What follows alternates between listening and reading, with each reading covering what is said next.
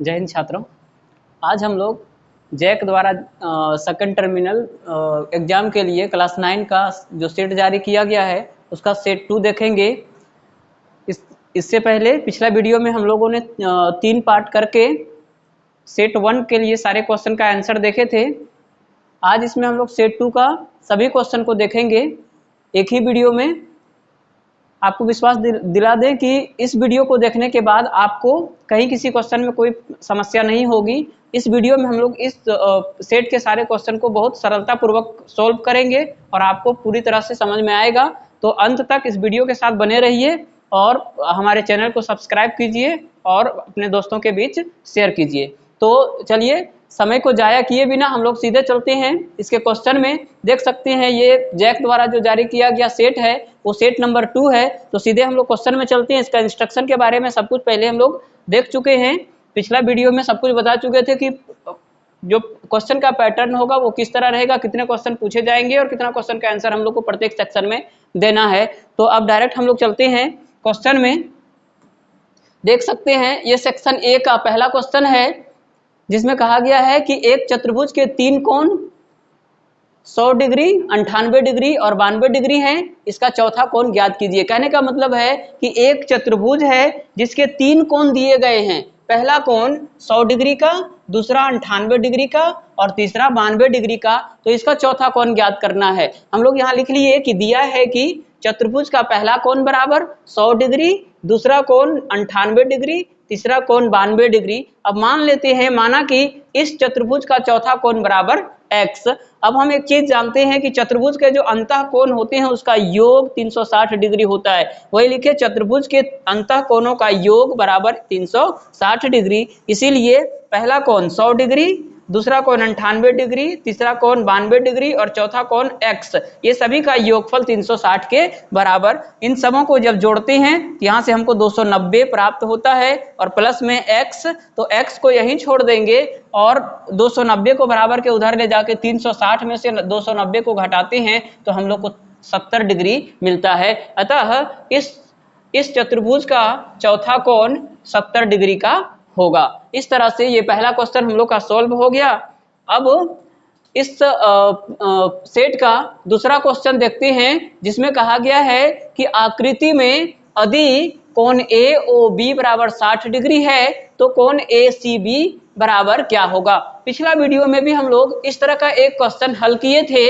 अब यहाँ पर हम लोग देख रहे हैं कि इस वृत्त में जो आकृति है एक वृत्त है और वृत्त में एक चाप के द्वारा जो AB चाप है, देख सकते हैं ये जो AB वृत्त का चाप है, इस चाप के द्वारा वृत्त के केंद्र के ऊपर एक कोण बनाया गया है जिसका माप है 60 डिग्री। तो हम लोग को इस चाप के अलावे वृत्त के शेष भाग के किसी एक बिंदु C पर, इस जगह पर इस बना कोण का माप ज्ञात करना है। तो हम लोग आकृति में जो दिया है उसको पहले लिख दीजिए कि आकृति में दिया है कि कोण AOB बराबर 60 डिग्री। अब यहाँ लगाते हैं परमेय 10.8 से। हम जानते हैं कि वृत्त के किसी चाप द्वारा केंद्र पर अंतरित कोण वृत्त के शेष भाग के किसी बिंदु पर अंतरित कोण का 2 गुना होता है। अर्थात वृत्त के किसी एक चाप के द्वारा जो केंद्र पर कोण अंतरित होगा या कोण जो बनता है वृत्त के शेष भाग के किसी एक बिंदु पर बने कोण का 2 गुना होता है। इसीलिए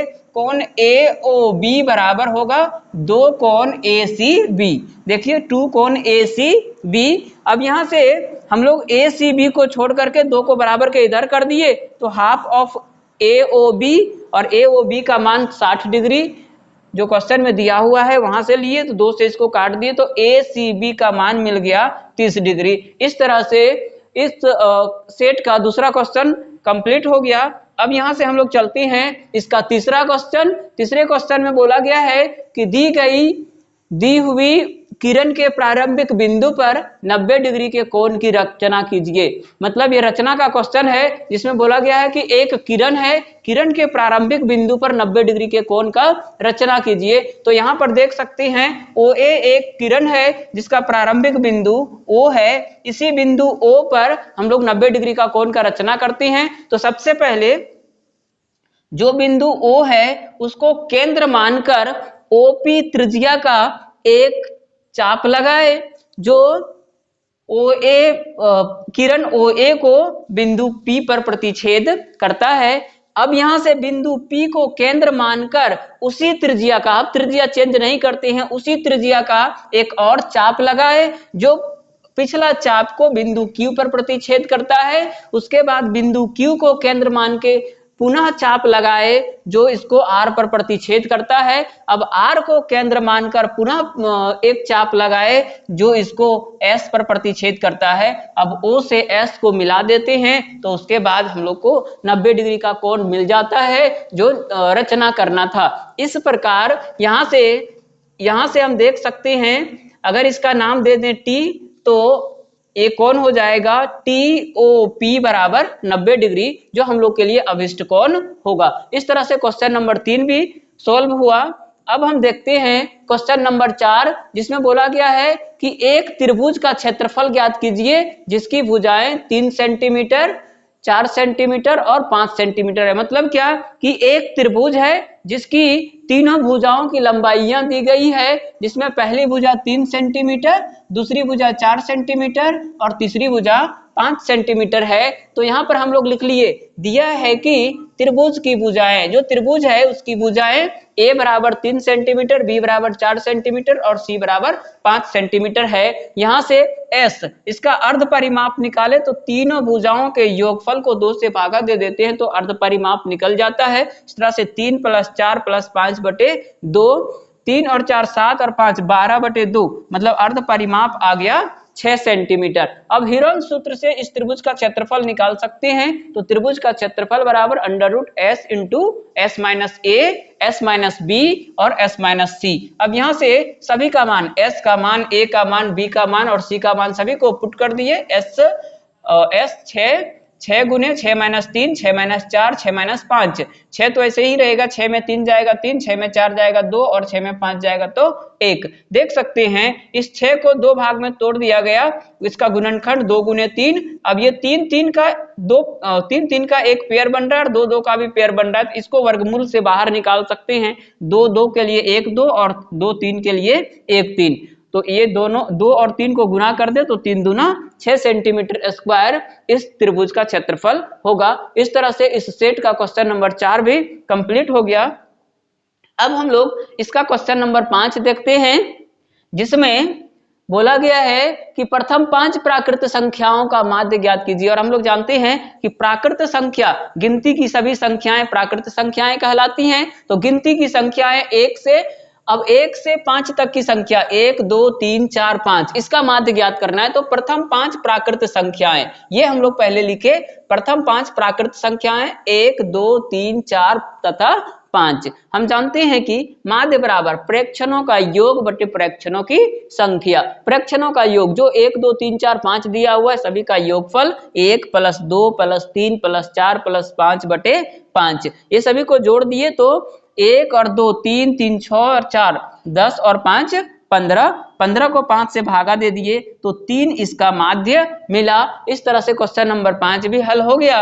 अब हम लोग देखते हैं इसका क्वेश्चन नंबर 6, बोल रहा है आंकड़ों 2 3 4 3 5 3 1 2 3 का बहुलक ज्ञात कीजिए। यहाँ पर जो डाटा दिया हुआ है, जो आंकड़ा दिया हुआ है, इस आंकड़ा का बहुलक ज्ञात करना है। और हम लोग जानते हैं कि किसी भी डाटा का बहुलक जिस प्रेक्षण की बारंबारता सबसे अधिक होती है वही उसका बहुलक कहलाता है। तो इसको और आसान बनाने के लिए हम लोग सबसे पहले क्या करते हैं, जो डाटा दिया हुआ है उस डाटा को अरेंज कर देते हैं बढ़ते क्रम में या घटते क्रम में। तो वही हम लोग लिख रहे हैं कि दिए गए आंकड़ों को आरोही क्रम में सजाने पर या लिखने पर 1 2 2 3 3 3 3 4 और 5, इतना इस डाटा में प्रेक्षण दिया गया था। अब हम देख सकते हैं कि चूंकि इस डाटा में सबसे अधिक बार जो रिपीटेशन हुआ है वो संख्या 3 का, वो भी 4 बार। तो इस आंकड़ा में प्रेक्षण 3 की बारंबारता सबसे अधिक 4 है, इसीलिए इस आंकड़ा का बहुलक 3 होगा। कहने का मतलब क्या कि 3 सबसे अधिक बार आया है इस आंकड़ा में, इसीलिए इसका बहुलक 3 होगा। इस तरह से क्वेश्चन नंबर 6 हो गया।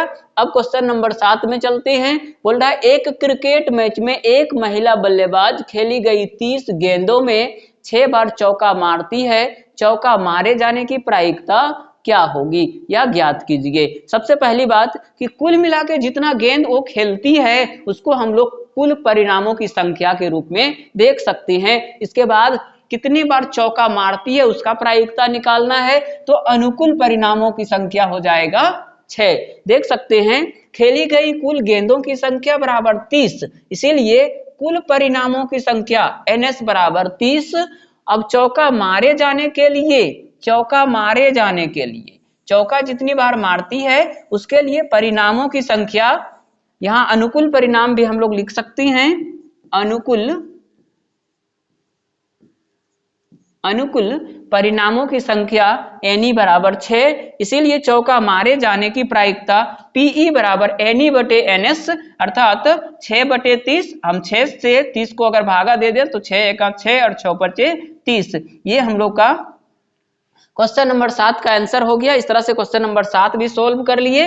अब क्वेश्चन नंबर 8 देखते हैं। बोल रहा है कि सिद्ध कीजिए कि समांतर चतुर्भुज का एक विकर्ण उसे दो सर्वांगसम त्रिभुजों में विभाजित करता है। कहने का मतलब क्या, कोई भी एक समांतर चतुर्भुज का जो विकर्ण होता है उसको दो सर्वांगसम त्रिभुजों में विभाजित कर देता है। तो यहाँ पर देख सकते हैं आकृति में एक समांतर चतुर्भुज लिया गया है जिसका नाम है ABCD और BD इसका एक विकर्ण है। तो दिखाना है कि त्रिभुज ABD और त्रिभुज BCD दोनों सर्वांगसम है। तो हम लोग यहाँ पर माना कि ABCD एक समांतर चतुर्भुज है जिसका एक विकर्ण BD है। सिद्ध करना है कि त्रिभुज ABD सर्वांगसम त्रिभुज CBD। प्रमाण में हम लोग जानते हैं कि समांतर चतुर्भुज के सम्मुख भुजाओं का प्रत्येक युग्म समांतर होता है। तो देख सकते हैं AB समांतर CD लिया गया और BD को त्रियक रेखा, तो त्रियक रेखा के एक ऊपर का कोण और एक नीचे का कोण देख सकते हैं।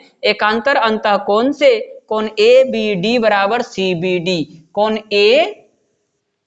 कोण ABD मतलब ये वाला कोण जो ABD है और ये वाला कोण जो CDB है दोनों आपस में बराबर होंगे एकांतर अंतः कोण से। इसके बाद इसी प्रकार AD समांतर BC, ये जो AD है वो BC के समांतर है। तो यहां से हम देख सकते हैं ये वाला कोण और ये वाला कोण दोनों आपस में बराबर होगा। इस कोण का नाम देंगे ADB और इसका नाम हो जाएगा CBD, दोनों आपस में बराबर होगा। इन दोनों को समीकरण मान के छोड़ दिए। अब हम चलते हैं इस दोनों त्रिभुज में जिसको सर्वांगसम दिखाना है। तो त्रिभुज ABD तथा त्रिभुज CBD में हम लोग देख सकते हैं कि कोण ABD और CBD दोनों आपस में बराबर है। कोण ABD और CBD बराबर कहां से मिला, समीकरण 1 में इसको करके दिखा चुके हैं। इसके बाद कोण ADB बराबर कोण CBD ये समीकरण नंबर 2 में करके दिखा चुके हैं। वहां हम लोग लिख दिए समीकरण 1 से और नीचे समीकरण 2 से। इसके बाद यहां पर देख सकते हैं फिगर में हम लोग देख सकते हैं कि ये जो BD है वो इस त्रिभुज को भी बनाने में आ रहा है और नीचे वाला त्रिभुज को भी बनाने में आ रहा है। तो कहीं ना कहीं ये हो जाएगा उभयनिष्ठ भुजा दोनों के लिए, दोनों त्रिभुज के लिए उभयनिष्ठ भुजा, और उभयनिष्ठ भुजा की लंबाई आपस में बराबर होती है। तो यहाँ देख सकते हैं BD बराबर BD, ये क्यों, इसका कारण है उभयनिष्ठ भुजा। तो इन दोनों त्रिभुजों में हम देख सकते हैं कि दो संगत कोण तथा एक भुजा आपस में बराबर है, इसीलिए ASA सर्वांग समता कसौटी से ये दोनों त्रिभुज सर्वांगसम हो जाएगा जो हम लोग को दिखाना था। इसके बाद अगला क्वेश्चन है क्वेश्चन नंबर 9, जिसमें बोला गया है कि सिद्ध करें कि एक ही आधार और एक ही समांतर रेखाओं के बीच स्थित त्रिभुज क्षेत्रफल में बराबर होते हैं। मतलब क्या कि जब कोई दो त्रिभुज एक ही आधार और एक ही समांतर रेखाओं के बीच स्थित होती हैं तो उसका क्षेत्रफल आपस में बराबर होता है। तो इसी को सिद्ध करने के लिए यहाँ पर हम लोग इस आकृति में दो त्रिभुज देख पा रहे हैं, एक है ABC और दूसरा है ADC, दोनों एक ही आधार AC पर स्थित हैं। दोनों त्रिभुज एक ही आधार AC पर स्थित हैं।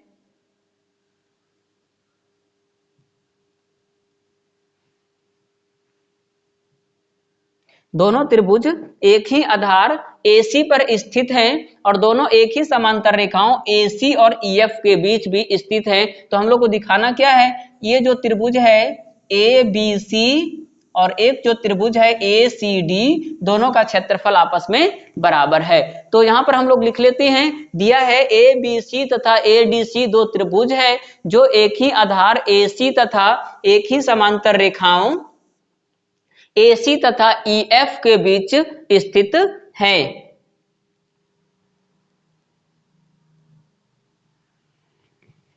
सिद्ध करना है कि एरिया ऑफ ABC बराबर एरिया ऑफ ADC, मतलब ये वाला त्रिभुज ABC और ADC दोनों का क्षेत्रफल आपस में बराबर है। रचना करना होगा इस क्वेश्चन को बनाने के लिए। तो यहाँ पर हम लोग देख सकते हैं कि जो AE है उसको CD के समांतर और जो CF है उसको AB के समांतर खींचा गया। उसी चीज को हम लोग लिखे AE समांतर CD तथा CF समांतर AB खींचा। अब प्रमाण में समांतर चतुर्भुज ABFC देख सकते हैं, यहां से पहले AC और ये BD जो है या EF हम कह सकते हैं, दोनों पहले से समांतर था। रचना में इसको इसके समांतर लिया गया और AB को CF के समांतर लिया गया। तो यहां से यहां से हम कह सकते हैं ABFC, AB एक समांतर चतुर्भुज होगा और AEDC भी एक समांतर चतुर्भुज होगा। और ये दोनों समांतर चतुर्भुज ABFC और AEDC दोनों एक ही आधार AC और एक ही समांतर रेखाओं EF के बीच स्थित है, इसीलिए 9.1 पर में से दोनों का क्षेत्रफल आपस में बराबर होगा। इसी चीज को यहाँ पर हम लोग लिखे समांतर चतुर्भुज ABFC तथा AEDC एक ही आधार AC तथा एक ही समांतर रेखाओं AC तथा EF के बीच स्थित है, इसीलिए परमेय 9.1 से एरिया ऑफ ABFC मतलब इस समांतर चतुर्भुज ABFC का एरिया और AEDC का एरिया दोनों आपस में बराबर होगा। इसको एक समीकरण मान के छोड़ दिए। पुनः अब यहां से हम लोग देख सकते हैं त्रिभुज ABC का बात करें और समांतर चतुर्भुज ABFC का बात करें तो ये दोनों एक ही आधार और एक ही समांतर रेखाओं के बीच स्थित है, इसीलिए दोनों में यहां पर हम देख सकते हैं इस त्रिभुज में और इस समांतर चतुर्भुज में भुजा ये जो आधार है वो समान है और एक ही समांतर रेखाओं BF के बीच स्थित है, इसीलिए इस दोनों का क्षेत्रफल आपस में बराबर होगा। ये त्रिभुज का क्षेत्रफल समांतर चतुर्भुज के क्षेत्रफल का आधा होगा। तो हम लोग लिखे एरिया ऑफ ABC बराबर हाफ ऑफ एरिया ABFC। इस दो को क्रॉस गुना कर दिए तो दो एरिया ABC बराबर एरिया ऑफ ABFC। इसी प्रकार त्रिभुज ADC तथा समांतर चतुर्भुज AEDC का अगर हम लोग बात करें तो यहां से देख सकते हैं एक ही आधार और एक ही समांतर रेखाओं ED के बीच स्थित है, इसीलिए एरिया ऑफ ADC या ACD कुछ भी लिख सकते हैं, एरिया ऑफ ADC बराबर हाफ ऑफ AEDC। अब इस दो को इधर क्रॉस किए तो दो एरिया ऑफ ट्रायंगल ADC बराबर एरिया ऑफ AEDC। ये हो गया समीकरण नंबर 3, समीकरण 2 और ये समीकरण 3। इन दोनों का मान अगर हम समीकरण 1 में रख दें, समीकरण 2 और 3 का मान अगर समीकरण 1 में रख दें, देख सकते हैं यहाँ पर समीकरण 2 तथा समीकरण 3 का मान 1 में रखने पर क्या मिलता है, समीकरण 1 जो हम लोग का था उसमें है एरिया ऑफ ABFC बराबर एरिया ऑफ AEDC और समीकरण 1 में जो ABFC है उसके जगह पर इस मान को रख दिए area of area of ABC और जहां पर एरिया ऑफ AEDC था वहां रख दिए 2 एरिया ऑफ ट्रायंगल ADC। तो इस तरह से 2 और 2 दोनों तरफ कॉमन था, इसको काट दिया गया तो बच गया एरिया ऑफ ट्रायंगल ABC बराबर एरिया ऑफ ट्रायंगल ADC जो हम लोग को सिद्ध करना था। इस तरह से हम लोग देख लिए कि जब दो त्रिभुज एक ही आधार और एक ही समांतर रेखाओं के बीच स्थित होते हैं तो उसका क्षेत्रफल आपस में बराबर होता है। अब हम चलते हैं इसके बाद का क्वेश्चन।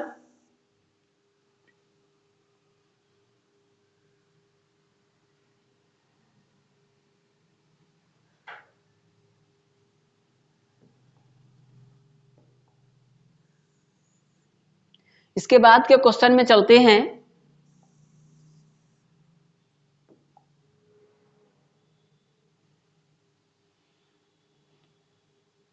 क्वेश्चन नंबर 10 है।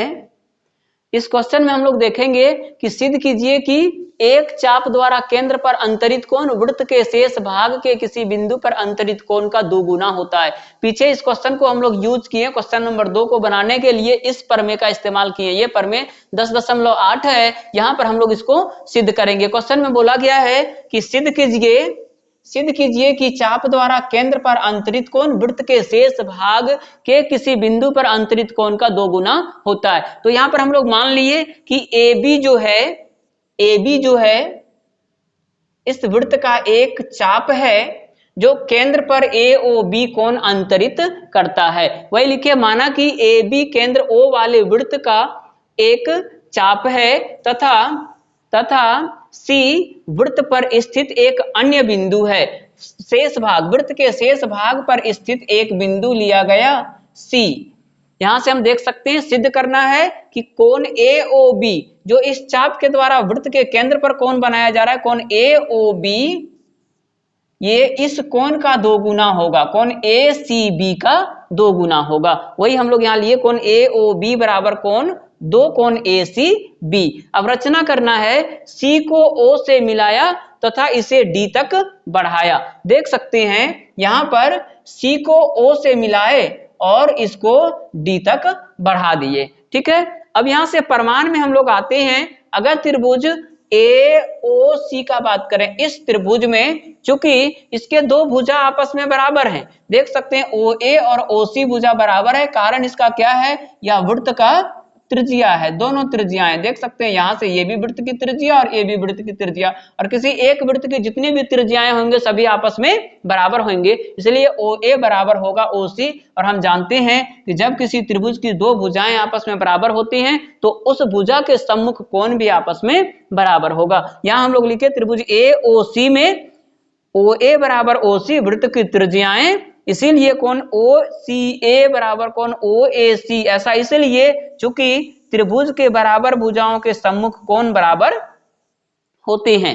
इसके बाद यहां से देख सकते हैं इसी प्रकार अब जब हम इस सेकंड त्रिभुज का बात करें, त्रिभुज BOC का जब बात करते हैं तो OB बराबर OC, ये भी वृत्त की त्रिज्याएं हैं, इसीलिए कोण OCB बराबर कोण OBC होगा, मतलब ये वाला कोण इसके बराबर होगा। अब हम अगर इस त्रिभुज का बात करें, फिर से त्रिभुज AOC का बात करें, पुनः त्रिभुज AOC में एक प्रमेय है बहिष्कोण प्रमेय। इसमें क्या कहा जाता है कि जब किसी त्रिभुज की एक भुजा को बढ़ाया जाता है तो उसके बढ़ने से जो बाहर कोण बनता है, त्रिभुज के बाहर जो कोण बनता है वो अन्य दो अंतः अभिमुख कोणों के योगफल के बराबर होता है। तो यहां देख सकते हैं ये जो त्रिभुज है इसकी OC भुजा को D तक बढ़ा दिया गया, इसको D तक बढ़ाया गया, तो ये जो बाहर कोण बना इन दोनों कोणों के योगफल के बराबर होगा। वही हम लोग यहां पर लिखे AOC में बहिष्कोण प्रमेय से कोण AOD ये बाहर का कोण OCA और कोण OAC के बराबर, इस दोनों कोण के योगफल के बराबर। लेकिन कोण OCA और OAC दोनों आपस में बराबर है, देख सकते हैं यहां पर हम लोग बराबर कर चुके हैं। कोण OCA बराबर कोण OAC, तो हमको रखना है OCA को रखना है, इसलिए OAC को रिप्लेस करके उसके जगह पर भी OCA ले लिए और यहां लिख दिए कि OCA बराबर OAC। अब OCA और OCA मिलके 2OCA, इसको एक इक्वेशन मान के छोड़ दिए। इसी प्रकार जब इस त्रिभुज में बात करें, यहां भी बहिष्कोण से इसका बाहर का जो कोण बन रहा है, बहिष्कोण जो बन रहा है वो है BOD, तो कोण BOD बराबर हो जाएगा इसके अंतः अभिमुख कोण यहां से OCB प्लस OBC। अब हम यहां पर देख सकते हैं कि OCB और OBC आपस में बराबर हैं, तो OCB से दोनों को रिप्लेस कर देते हैं और इसके बगल में कारण लिख देते हैं। ऐसा क्यों किया गया, क्योंकि कोण OCB और OBC दोनों का मान आपस में बराबर है। अब जब ये दोनों को जोड़ा जाएगा तो कोण BOD बराबर हो जाएगा दो कोण OCB। अब यहां से हम लोग देख सकते हैं समीकरण 1 और 2 दोनों को अगर जोड़ दिया जाए, वही लिखा गया है कि अब समीकरण 1 और 2 को जोड़ने पर, जब समीकरण 1 और 2 को जोड़ देते हैं तो देखिए क्या होता है। हम जानते हैं कि जब भी समीकरण को जोड़ना होता है तो इसके LHS को इसके LHS को इसके LHS के साथ, मतलब पहला समीकरण का LHS दूसरा समीकरण का LHS के साथ, और फिर पहला समीकरण का RHS दूसरे समीकरण के RHS के साथ जुड़ेगा। देख सकते हैं AOD और BOD दोनों को साथ में जोड़ा गया, और इधर से 2 OCA और इधर से 2 OCB को साथ में जोड़ा गया। यहां से देख सकते हैं OAD और OBD, इसको थोड़ा सा फिगर में हम लोग देख लेते हैं कि OAD और जब BOD को मिला देते हैं तो ये पूरा कोण बन जाता है AOB। AOB बन जाता है, इसीलिए इस दोनों के योगफल को हम लोग AOB लिखे। अब यहां से देख सकते हैं दोनों में है, इसको कॉमन लिया गया, OCA और OCB बच गया। इस दोनों को जब मिलाया जाता है तो बन जाता है ACB, जो हम लोग को प्रूफ करना था, दिखाना था। यहां से हम कह सकते हैं कि वृत्त के केंद्र पर अंतरित कोण वृत्त के शेष भाग पर बना कोण का 2 गुना होता है। इस तरह से ये क्वेश्चन हम लोग का सॉल्व हो गया।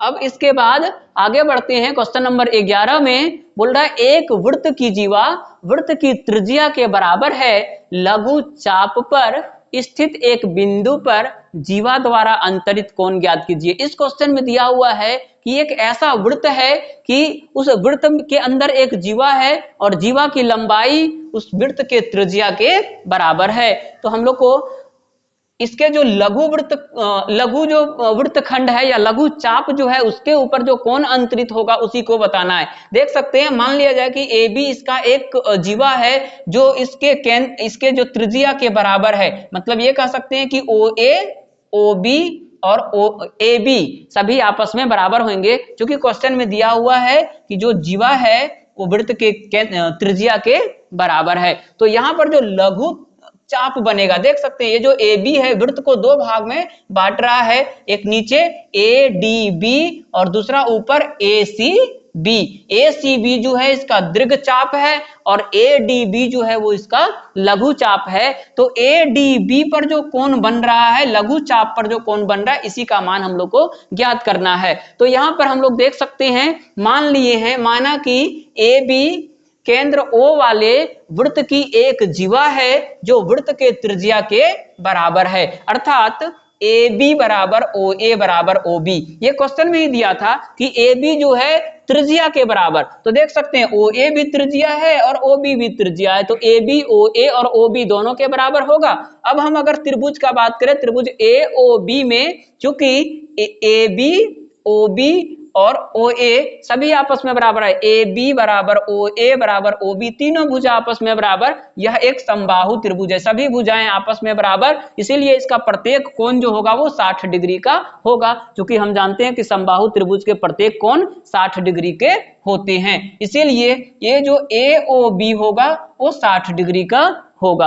अब यहां से हम परमेय 10.8, जिसको अभी क्वेश्चन नंबर 10 में सोल्व किए थे, परमेय 10.8, जिसमें किसी एक चाप के द्वारा केंद्र पर अंतरित कोण वृत्त के शेष भाग के किसी एक बिंदु पर अंतरित कोण का 2 गुना होता है। देख सकते हैं परमेय 10.8 से कोण AOB बराबर 2 कोण ACB, तो ACB बराबर हो जाएगा half of AOB, half of AOB, और AOB का मान यहाँ पर हम लोग निकाल चुके हैं 60 डिग्री, इसके जगह पर पुट कर देंगे तो हम लोग को मिल जाएगा कोण ACB बराबर 1/2 गुने 60, 60 को 2 से भागा दे देंगे तो ACB का मान निकल जाएगा 30 डिग्री। अब यहाँ से हम लोग देख सकते हैं चूंकि ABC तथा D, A, B, C और D ये चारों बिंदुएं जो हैं वो वृत्त के ऊपर स्थित हैं। जब भी किसी चतुर्भुज के सभी शीर्ष अगर वृत्त के ऊपर स्थित हों तो उस चतुर्भुज को हम लोग चक्रीय चतुर्भुज कहते हैं। तो यहाँ पर ABCD वृत्त पर स्थित है, अर्थात ABCD क्या होगा, एक चक्रीय चतुर्भुज होगा। और हम लोग जानते हैं परमेय 10.11 से कि चक्रीय चतुर्भुज के सम्मुख कोणों का योग 180 डिग्री का होता है। यहाँ इसी चीज को हम लोग लिखे हैं, परमेय 10.11 से चक्रीय चतुर्भुज के सम्मुख कोणों का योग 180 डिग्री होता है, अर्थात कोण ACB बराबर कोण A प्लस ADB बराबर 180 डिग्री। अब देख सकते हैं ACB का मान यहाँ पर हम लोग निकाल चुके हैं, तो इसी ACB का मान यहां रख देंगे, कितना होगा 30 डिग्री प्लस ADB, इसको तो निकालना है। अब ADB को यहीं छोड़ दिए और 30 डिग्री को उस पार ले गए, यहाँ प्लस में था, बराबर के उधर माइनस में, तो 180 में 30 चला गया, तो ADB का जो मान है वो कितना मिल गया 150 डिग्री। इस तरह से जो लघु चाप है इस पर बना हुआ कोण हम लोग को मिल गया कितने डिग्री का 150 डिग्री का। ठीक है, इस तरह से ये 11 नंबर क्वेश्चन हम लोग का सोल्व हो गया। अब हम लोग चलते हैं नेक्स्ट क्वेश्चन, क्वेश्चन नंबर 12 बोल रहा है एक कक्षा के 9 विद्यार्थियों की ऊंचाइयां सेंटीमीटर में निम्नलिखित दिया हुआ है। किसी एक क्लास में जितने स्टूडेंट्स हैं, जितने विद्यार्थी हैं, सभी का ऊंचाई दिया हुआ है सेंटीमीटर में 155, 160, 145, 149, 150, 147, 152, 144 और 148 सेंटीमीटर। इस क्वेश्चन में क्या बोला है कि आंकड़ों का माध्यक ज्ञात कीजिए। इस आंकड़ों का, ये जो आंकड़ा दिया गया है इसका माध्यक ज्ञात करना है। तो यहाँ पर हम देख सकते हैं जो दिया गया आंकड़ा है इसको पहले हम लोग आरोही क्रम में सजा देते हैं, क्योंकि जब भी माध्यक निकालना होता है तो चाहे तो इसको बढ़ते क्रम में या तो फिर घटते क्रम में सजा लेते हैं। उसके बाद इसमें प्रेक्षणों की संख्या कितनी है वो हम लोग पहले लिख लेते हैं। तो देख सकते हैं यहाँ तो प्रेक्षणों की संख्या लिखा हुआ है कि 9 विद्यार्थी हैं, मतलब इस टोटल को अगर गिना जाए तो 9 ही होगा। इसलिए n बराबर हम लोग क्या लिखे, n बराबर 9। चूंकि यहाँ पर प्रेक्षणों की संख्या 9 था इसलिए n बराबर 9 लिखे। अब n एक विषम संख्या है तो विषम संख्या में माध्यक का सूत्र होता है n प्लस 1/2वां पद। ठीक है, मतलब माध्यक क्या होगा n प्लस 1/2वां पद। इसको सॉल्व करने के बाद जो आएगा उस वही पद जो इसका माध्यक कहलाएगा। तो n के जगह पर 9 रखे, उसमें 1 जोड़ दिए और 2 से इसको भागा दे दिए, तो 9 और 1 10,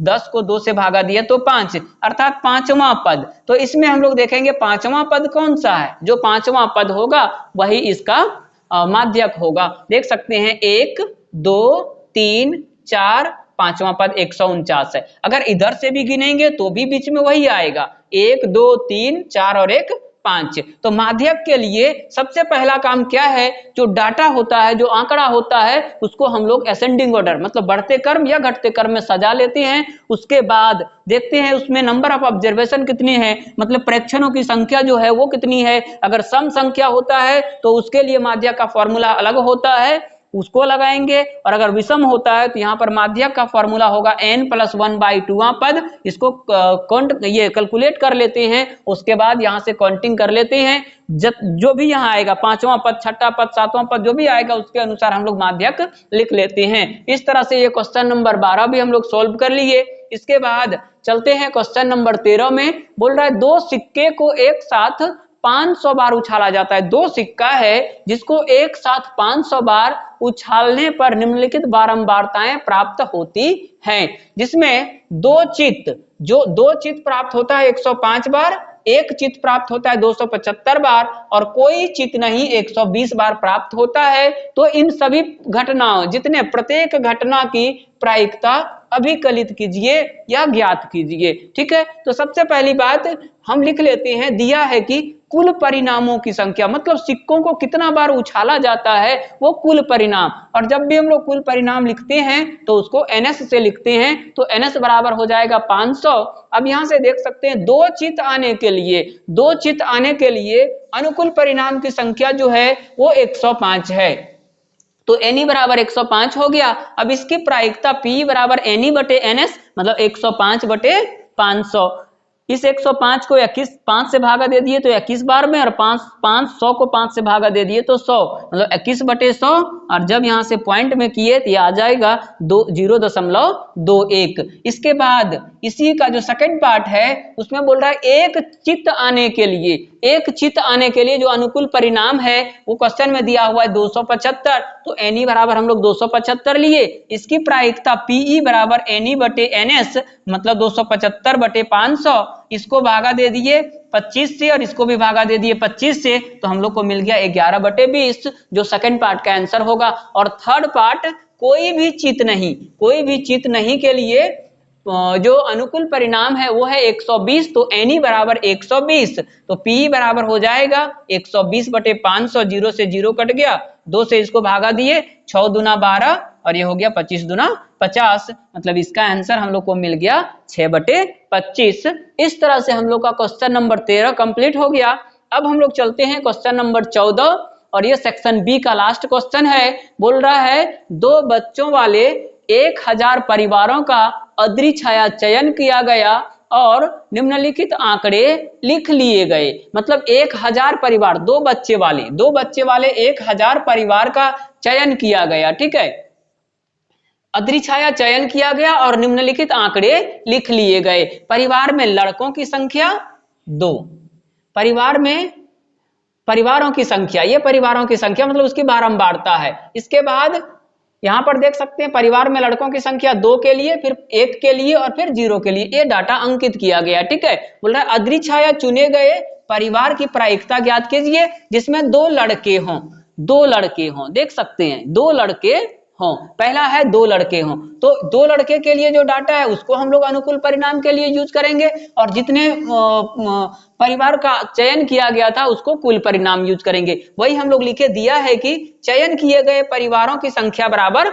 1000, चयन किए गए परिवारों की संख्या बराबर 1000, इसीलिए कुल परिणाम की संख्या NS बराबर कितना होगा, 1000 होगा। अब पहला जो पार्ट है इस क्वेश्चन का उसमें बोला गया है कि 2 लड़का हो, ठीक है, तो परिवार में लड़कों की संख्या 2 के लिए मतलब 2 लड़के हों, इसके लिए अनुकूल परिणामों की संख्या NE बराबर हो जाएगा 135 और इसकी प्रायिकता PE बराबर NE बटे NS मतलब 135 बटे 1000, यहाँ से 3 जीरो है, 0 हटाया जाए तो 0.15 इसका आंसर होगा। यहाँ से हम देख सकते हैं। अब सेकंड क्वेश्चन जो इसका है उसमें क्या बोला गया है कि परिवार में लड़कों की संख्या 1 होने के लिए, एक के लिए देख सकते हैं 675 है, कितने 675 परिवारों की संख्या, तो NE बराबर अनुकूल परिणाम इसका हो जाएगा 675 और प्रायिकता हो जाएगा 675 बटे 1000। यहाँ फिर से 0 हटाया जाए तो पॉइंट में आ जाएगा 0.675,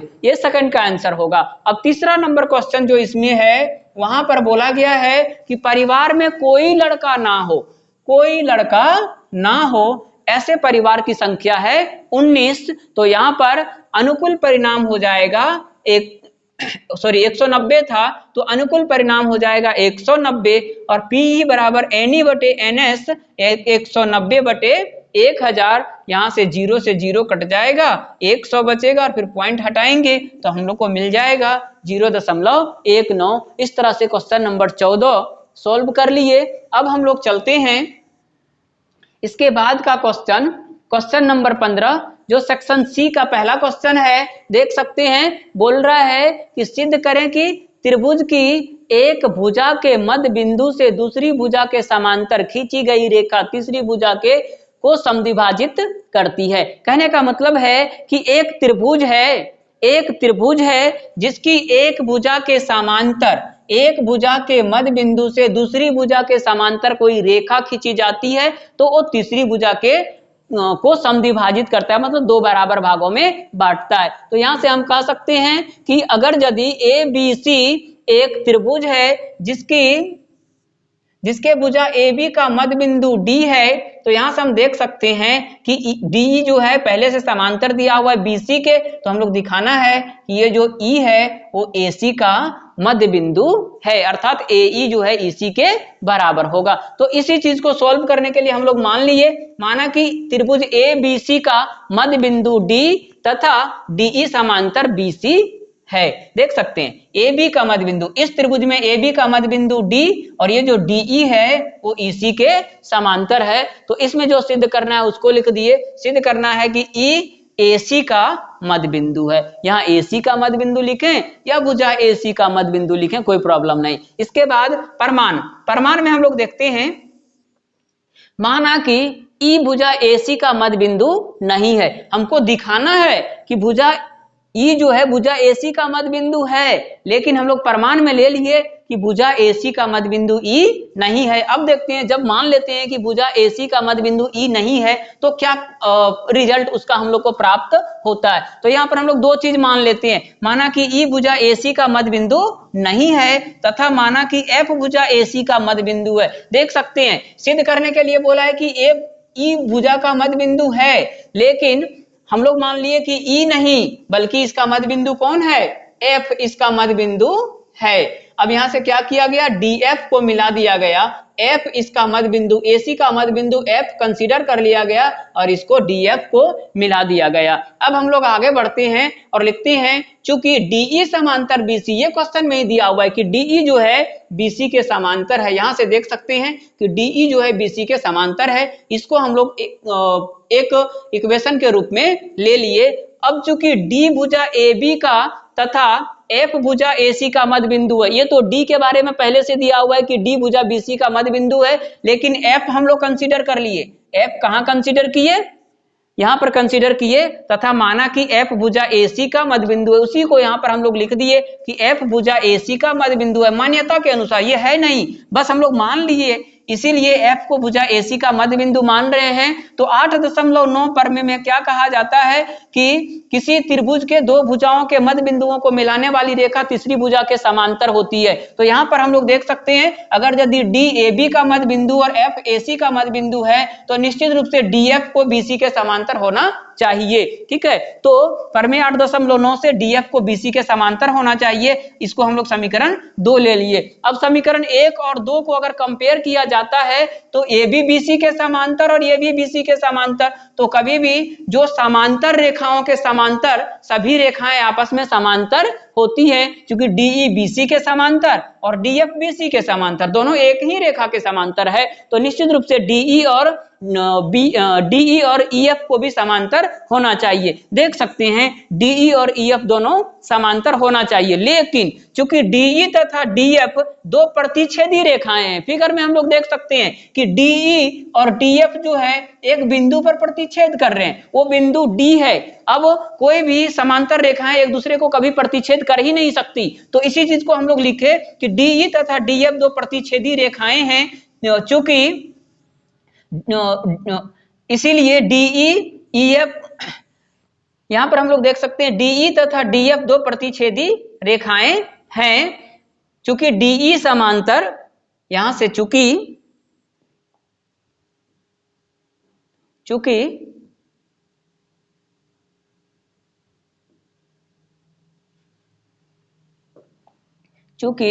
DE समांतर EF संभव नहीं है। यहां पर हम लोग को मिल गया DE समांतर EF होना चाहिए, लेकिन DE समांतर EF संभव नहीं है क्योंकि ये प्रतिच्छेदी रेखाएं हैं। इस प्रकार हमारी मान्यता गलत है। जो यहां पर हम लोग कंसीडर किए कि माना कि E भुजा AC का मध्य बिंदु नहीं है तथा F भुजा AC का मध्य बिंदु है, तो ये संभव नहीं है। अतः E भुजा AC का मध्य बिंदु होगा, जो हम लोग को सिद्ध करना था। इस तरह से क्वेश्चन नंबर 15 कंप्लीट हो गया। अब हम लोग चलते हैं क्वेश्चन नंबर 16 में, जिसमें दिया हुआ है कि एक समलंब है ABCD, जिसमें AB समांतर CD है, इसके विकर्ण AC और BD परस्पर बिंदु O पर प्रतिच्छेद करते हैं। तो दर्शाने के लिए बोला है कि AOD का क्षेत्रफल और BOC का क्षेत्रफल दोनों आपस में बराबर होगा। तो यहाँ पर हम लोग देख सकते हैं इस आकृति में ABCD एक समलंब है जिसमें AB CD के समांतर दिया हुआ है। क्वेश्चन में दिया हुआ है कि AB और CD दोनों समांतर है। इसके अलावा AC और BD के विकर्ण एक दूसरे को बिंदु O पर प्रतिच्छेद कर रहे हैं। यहाँ पर हम इसको देख सकते हैं इस आकृति में। ठीक है, जो हम लोग लिए हैं उस आकृति में उसको देख पा रहे हैं। तो हम लोग को जो सिद्ध करना है वो लिखे, एरिया ऑफ AOD बराबर एरिया ऑफ BOC। प्रमाण में चूंकि देख सकते हैं, यहां से अगर हम लोग बात करें इस त्रिभुज ABC और इधर से त्रिभुज ABD, अगर इस त्रिभुज का हम लोग बात करते हैं तो दोनों त्रिभुज के लिए AB जो है वो एक ही आधार है, दोनों एक ही आधार पर स्थित हैं और दोनों के लिए AB और CD समांतर भी है, मतलब एक ही समांतर रेखाओं के बीच स्थित है, इसीलिए दोनों का क्षेत्रफल आपस में बराबर होगा।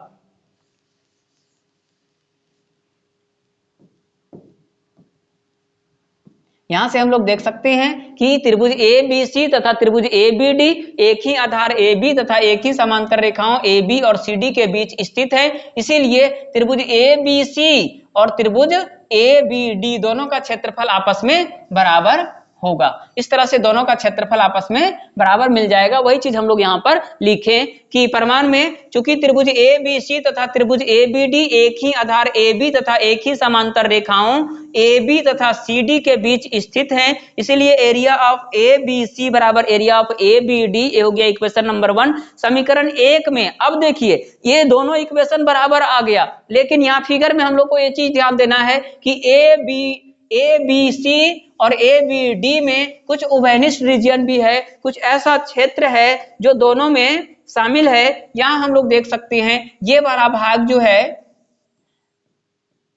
जिसको छायांकित किया जा रहा है, ये वाला भाग का अगर हम लोग बात करें तो ये दोनों त्रिभुजों में शामिल है। अगर ए बी सी का भी बात करें तो भी ये वो भी आएगा, और अगर ए बी डी का बात करें तो भी ये वो भी आएगा। तो हम लोग क्या करते हैं, इस ए ओ बी को दोनों साइड घटा देते हैं। जो हम लोग का समीकरण 1 आया उसमें दोनों तरफ area of A O B को घटा देते हैं। वही हम लोग यहाँ पर लिखे समीकरण 1 में दोनों तरफ, समीकरण 1 में दोनों तरफ area of triangle A O B घटाने पर जब घटा देते हैं तो area of A B C minus A O B बराबर area of A B D minus A O B. अब देख सकते हैं इस पूरे में से अगर इसको घटा दिया जाए तो ये बच जाएगा, और अगर इस पूरे में से इसको घटा दिया जाए तो ये बच जाएगा। इसीलिए यहां से हम लोग को मिल गया area of A O D बराबर area of B O C, जो इसमें सिद्ध करना था। इसके बाद क्वेश्चन नंबर 17 नंबर क्वेश्चन रचना से है। इसमें क्या बोला गया है कि एक त्रिभुज ए बी सी की रचना कीजिए जिसमें बी सी बराबर 7 सेंटीमीटर, कोण बी बराबर 75 डिग्री, ए बी प्लस ए सी बराबर 13 सेंटीमीटर हो। तो जब भी इस तरह का रचना होता है, जब भी इस तरह का त्रिभुज बनाना होता है तो सबसे पहले हम लोग आधार को ले लेते हैं जो आधार दिया गया होता है। बी सी आधार दिया हुआ है तो उसी बी सी को आधार जो BC है उसको हम लोग ले लिए। BC जो है उसको देखिए यहां से यहां तक BC को 7 सेंटीमीटर कंसीडर कर लेते हैं। BC को 7 सेंटीमीटर हम लोग कंसीडर कर लिए। BC जो है 7 सेंटीमीटर है। इसके बाद यहां से देख सकते हैं यहां पे हमको कोण बी पर 75 डिग्री का कोण बनाना है, लेकिन डायरेक्ट हम लोग प्रकाल के सहायता से 75 डिग्री का कोण नहीं बना सकते हैं। इसीलिए क्या किए, सबसे पहले समकोण का रचना किए, 90 डिग्री कोण बनाए और 60 और 90 के बीच में देख सकते हैं इस दोनों के बीच में 60 और 90 के बीच में 60 और 90 के बीच में 30 डिग्री का अंतर है। अगर इस 30 डिग्री वाले कोण को समद्विभाजित कर दिया जाए तो इसका जो समद्विभाजक जाएगा वो इस यहाँ पर 75 डिग्री का कोण का रचना करेगा। ठीक है, इस तरह से ये जो कोण है इसको हम कह सकते हैं कि ये 75 डिग्री है। अगर इसका नाम हम दे दें L तो कोण LBP 75 डिग्री हो जाएगा। अब यहां से देख सकते हैं ये जो BX है इसका लंबाई हम लोग को कितना लेना है, जितना इसका योगफल है 13 सेंटीमीटर। यहां से B से X तक जो 75 डिग्री वाला जो रेखाखंड था उसको हम लोग 13 सेंटीमीटर लंबा खींचे और 13 सेंटीमीटर जहां कंप्लीट हुआ वहां पर हम लोग x मान लिए और x को c से मिला दिए। अब क्या करना है, इस xc का समद्विभाजक लेना है। तो समद्विभाजक लेने के लिए एक बार परकल को बैठाते हैं x के ऊपर और इधर एक अर्क ड्रॉ करते हैं, फिर एक बार c पर बैठाते हैं और इसी अर्क को काटते हैं। x से इसके विपरीत इधर एक और अर्क ड्रॉ करते हैं और फिर c से उसको काटते हैं। जहां ये दोनों एक दूसरे को प्रतिच्छेद करता है वहां हम लोग एक लाइन के थ्रू, एक लाइन सेगमेंट क्या कह सकते हैं, एक रेखाखंड के द्वारा उसको मिला देते हैं। अब ये जो रेखाखंड है इस BX को जो 75 डिग्री वाला लाइन सेगमेंट था उसको जहां प्रतिच्छेद किया उसको हम लोग A मान लिए और A को C से मिला दिए। तो अभिष्ट जो त्रिभुज है हम लोग का ABC का रचना हो गया। इस तरह से आप माप के देख सकते हो AB और AC का जो लंबाई होगा वो निश्चित रूप से 13 सेंटीमीटर के बराबर होगा। अगर AB 6 सेंटीमीटर होगा तो AC 7 सेंटीमीटर होगा। अगर AB 5.5 आता है तो फिर उसी के अकॉर्डिंग ये 7.5 सेंटीमीटर आएगा और दोनों को जोड़ने से निश्चित रूप से 13 सेंटीमीटर होगा। इस तरह से हम लोग क्वेश्चन नंबर 17 कंप्लीट किए। अब चलते हैं क्वेश्चन नंबर 18 की ओर, जिसमें बोला गया है कि एक त्रिभुजाकार भूखंड, मतलब एक ऐसा भूखंड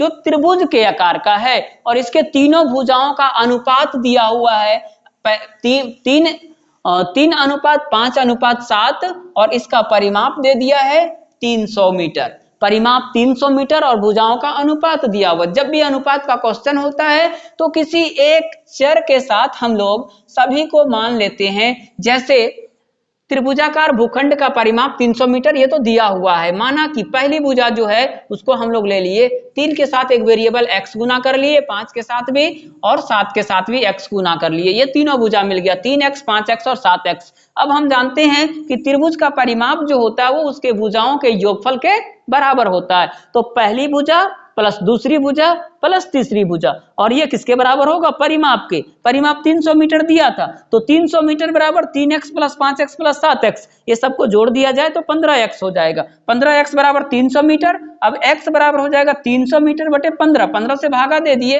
तो x का वैल्यू आ गया हम लोग का 20 मीटर। अब यहां से देख सकते हैं भुजा की लंबाई निकाला जा सकता है। x आ गया 20 मीटर तो पहली भुजा मतलब 3x अर्थात 3 गुने 20 बराबर 60 मीटर, दूसरी भुजा 5 गुने 20 बराबर 100 मीटर और तीसरी भुजा 7 दूना 14 मतलब 140 मीटर। इस तरह से जब तीनों भुजाओं की लंबाई आ गई तो यहां से हम लोग s निकाल सकते हैं। s जो है वो अर्ध परिमाप है, परिमाप दिया हुआ है 100 तो इसका अर्ध परिमाप 300 तो इसका अर्ध परिमाप हो जाएगा 300 बटे 2 मतलब 150 मीटर इसका S आ गया। अब त्रिभुजाकार भूखंड का क्षेत्रफल के लिए हम लोग क्या करते हैं? हीरोन सूत्र लगाते हैं, under root S into S minus A S minus B S minus C. सभी के मान को पुट कर दिए 150 गुने 150 माइनस 60, 150 माइनस 100 और 150 माइनस 140।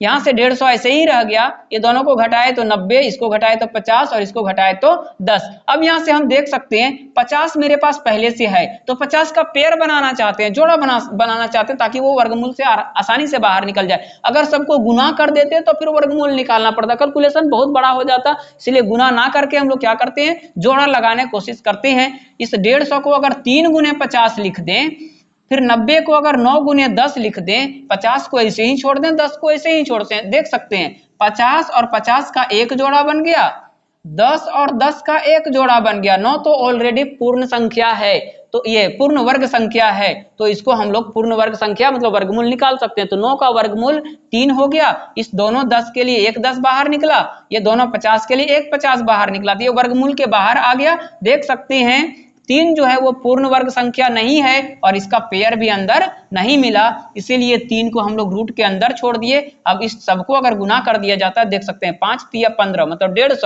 और 150 को जब 10 से गुना करते हैं तो आ जाता है 1500 रूट 3 मीटर स्क्वायर। इस तरह से ये जो भूखंड दिया था त्रिभुजाकार भूखंड, उसका क्षेत्रफल हो गया 1500 रूट 3 मीटर स्क्वायर। इस तरह से हम लोग का क्वेश्चन नंबर 18 सॉल्व हो गया।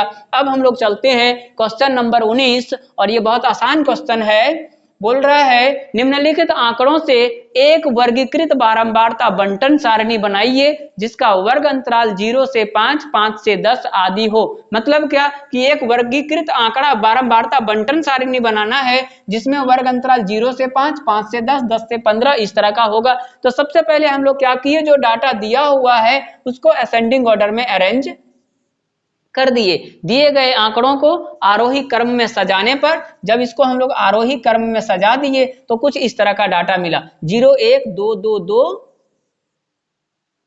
3 3 3 4 4 5 5 5 6 6 6 7 8 8 8 8 9 10 12 12 12 14 15 और 17 इस तरह से मिला। अब हम क्या करते हैं, वर्ग अंतराल लेते हैं, बारंबारता लेते हैं और मिलान चिन्ह लेते हैं जो बारंबारता बंटन सारणी के लिए जरूरी होता है। यहां से वर्ग अंतराल हमको लेना है 0 से 5, 5 से 10, 10 से 15, 15 से 20। इधर बारंबारता में देखेंगे कि 0 से 5 के बीच में कितनी संख्याएं हैं, 1 2 3 4 5 6 7 8 9 10, ये पूरा यहां से यहां तक 10 संख्याएं हैं जो 0 से 5 के बीच में है। उसके बाद 5 से 10 1 2 3 4 5 6 7 8 9 10 11 12 13 13 संख्याएं हैं जो 5 से 10 के बीच में, तो इसकी बारंबारता 13 लिखे। अब 10 से 15 के बीच में, 10 से 15 के बीच में संख्या है 1 2 3 4 5, 5 लिखे। इसके बाद 15 से 20 के बीच में 15 और 17 दो संख्याएं हैं, उसको 2 लिखे और फिर इधर सभी का मिलान चिन्ह। इस तरह से हम लोग का क्वेश्चन नंबर 19 कंप्लीट हो गया। और यहाँ पर हम लोग देखे सेट 2 जो जैक द्वारा क्लास 9 के लिए सेट जारी किया गया था टर्म 2 का, उसका सेट 2 का कंप्लीट आंसर देखे। इसके बाद सेट 3 के लिए, थर्ड सेट के लिए फिर से हम लोग वीडियो बनाएंगे। आप इस वीडियो को पूरा देखिए और इस क्वेश्चन को समझिए। निश्चित रूप से आपको पूरी तरह से ये इस वीडियो के माध्यम से जब इसको आप गहराई से देखेंगे तो निश्चित रूप से सारा क्वेश्चन समझ में आ जाएगा।